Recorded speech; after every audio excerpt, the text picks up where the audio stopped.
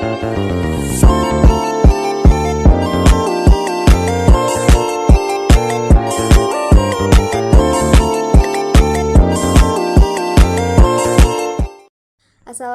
warahmatullahi wabarakatuh. Perkenalkan, saya Rahmi Kamiria dengan NIM 2201651.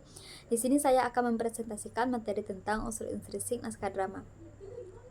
Unsur intrinsik naskah drama itu adalah elemen-elemen yang membentuk struktur dan juga isi dalam sebuah drama. Drama merupakan karya sastra yang tersusun untuk melukiskan dan juga melukiskan suatu kehidupan dan aktivitas yang di dalamnya terdapat tindakan, dialog, atau permainan karakter yang dimaksudkan yang akan dipertunjukkan di atas panggung.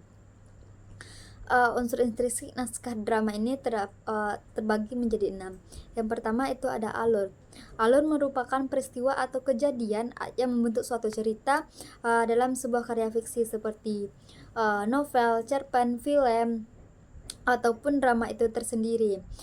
Alur merupakan struktur naratif yang mengatur bagaimana peristiwa itu disusun dari awal hingga akhir. Alur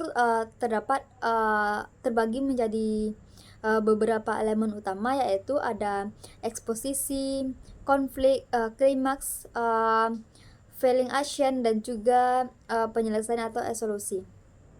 Yang kedua ada tokoh dan penokohan.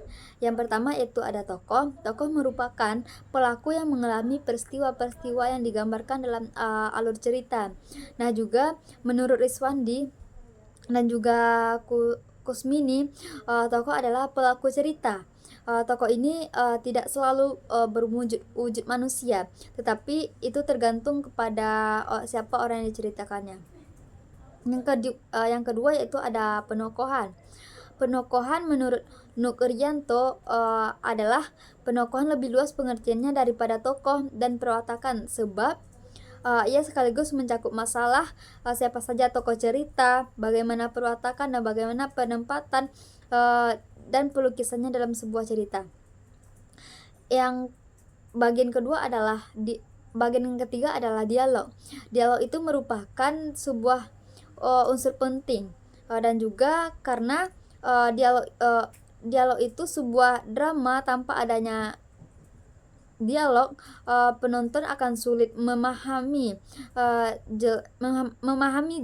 jalan cerita yang secara utuh.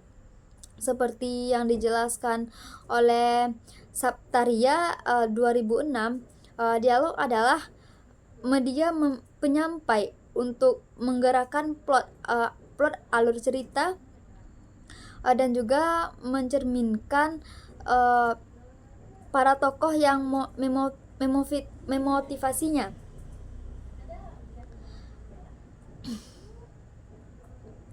Menurut Hasanuddin, di dalam sebuah drama, dialog itu merupakan sarana primer. Yang dimaksud itu adalah dialog di dalam drama merupakan situasi bahasa yang berpendapat bahwa dialog itu merupakan bagian yang terpenting di dalam sebuah drama dan sampai taraf tertentu. Ini juga berlaku pada monolog. Yang ketiga itu ada latar dan settingan. Latar atau setting itu dalam sebuah karya fiksi adalah elemen yang menggambarkan waktu, tempat, dan juga suasana yang dimana diceritakan secara langsung. Setting itu memberikan konteks yang membantu pembaca untuk memahami situasi, peristiwa, ataupun hubungan antar tokoh dan dalam cerita tersebut. Terdapat aspek-aspek setting, yaitu ada setting tempat, setting waktu, setting suasana, dan juga adapun fungsi setting adalah memberikan konteks cerita, membangun atmosfer, dan mendukung karakterisasi, dan yang terakhir menggerakkan alur. Yang kelima ada tema. Tema merupakan pikiran untuk mendasari sebuah cerita. Biasanya tema ini bersifat seperti implisit atau tersirat.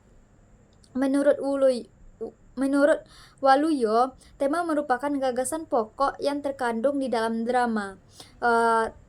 Tema tersebut berhubungan dengan premis dalam suatu drama tersebut yang berhubungan dengan nada dasar dan sebuah drama, sudut pandang yang dikemukakan oleh pengarangnya.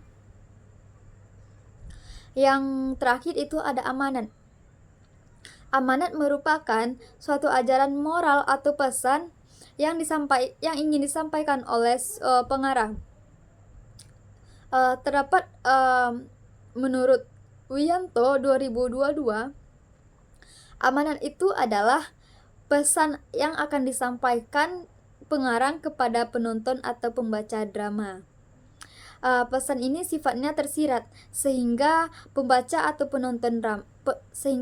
dan penonton drama akan menyampaikan atau menyimpulkan bahwa pembaca cukup teliti dan juga dapat mengungkap apa yang tersirat di dalam dan juga mengungkap apa yang tersirat di balik hal yang tersurat tersebut. Nah, terdapat dua penyampaian dengan tingkah laku tokoh. Terdapat dua penyampaian amanat oleh pengarang di dalam karyanya yaitu implisit dan juga eksplisit. Implisit itu adalah pesan yang disampaikan melalui tingkah laku tokoh dan juga watak tokoh. Nah, sedangkan implisit adalah pengarang di tengah atau di akhir cerita menyampaikan keseruannya, saran ataupun peringatan, nasihat, dan juga anjuran sebagai berkenaan dengan gagasan yang mendasari karyanya. Hanya itu yang dapat saya presentasikan pada materi unsur intrinsik.